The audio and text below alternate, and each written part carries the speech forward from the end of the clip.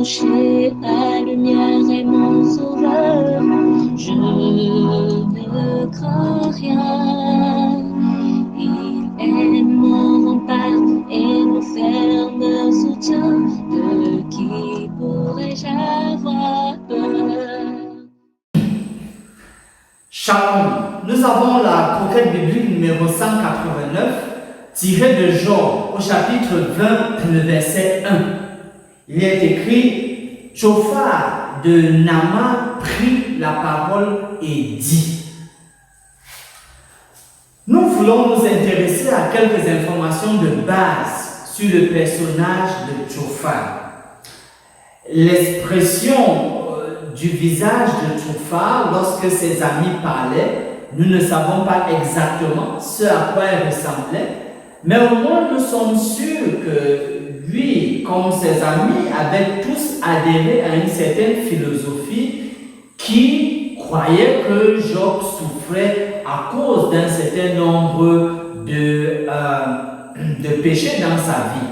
Et donc, son discours à lui va logiquement aller dans le sens que ses amis ont mentionné. Sauf que maintenant, lui, plus brillamment, va manquer de sympathie, de tendresse et même de douceur à l'endroit de Job. Il surpasse en fait tous ses amis dans ce domaine-là. Dans une analyse globale, on voit que Tshofar pique un accès de colère. Et cette colère est provoquée par le fait que Job continue à se justifier et à la manière de voir de Tshofar et de ses amis et à accuser Dieu. Donc voilà ce qui exprime sa colère. Déjà, le mot Tshofar signifie dans sa racine d'origine sauter, augmenter, raison pour laquelle on perçoit qu'il monte d'un cran dans la manière vraiment sévère pour ses amis et lui de traiter Job.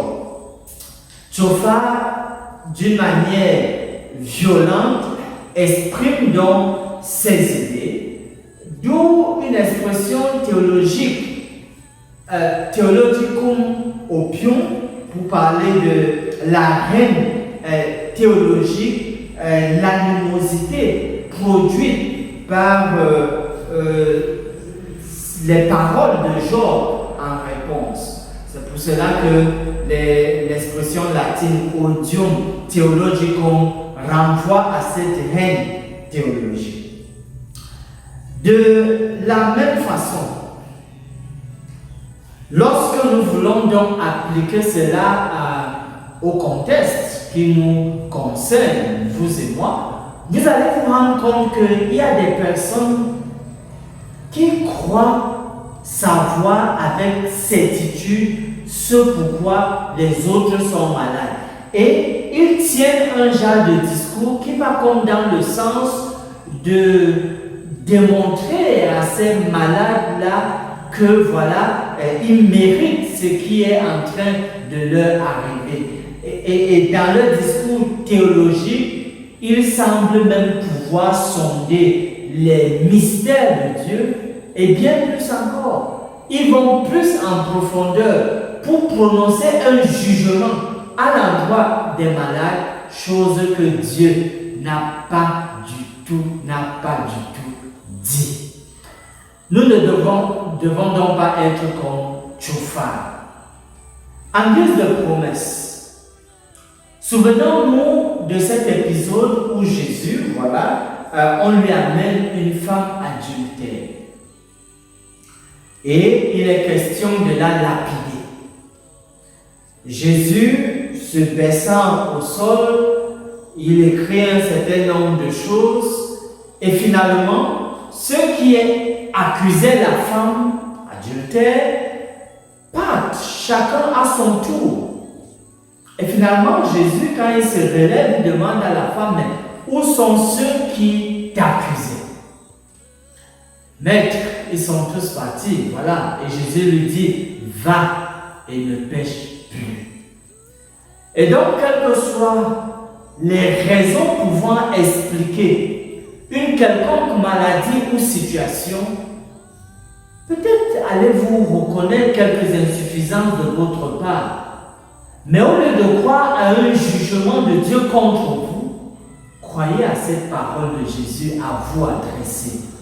Va et ne pêche plus. Finissons par ce mot de prière. Une fois de plus, aide-nous Seigneur à ne pas être des gens qui condamnent les personnes malades autour de nous. Aide-nous à ne pas exagérer sur les conséquences qui s'abattent sur tes créatures qui t'ont désobéi et se retrouvent dans de longues maladies.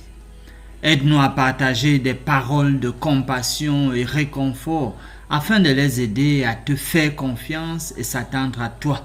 C'est notre humble prière au nom de Jésus. Amen.